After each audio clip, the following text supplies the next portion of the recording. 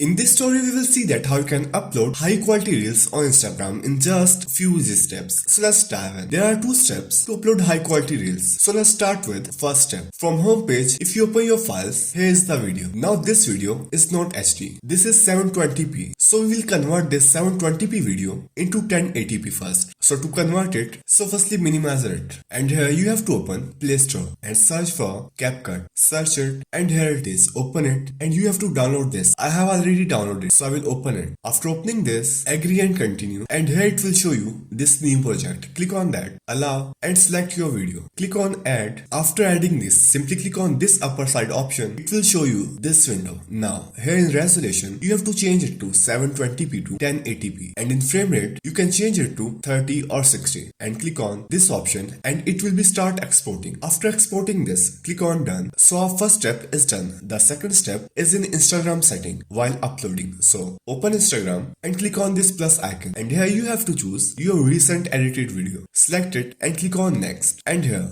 you will see this advanced settings. Click on that, and if you scroll down, you will find here media upload quality. You have to check this upload highest quality. I have already checked it, and click back and you can post it. So these were the two steps where you can upload high quality reels on Instagram.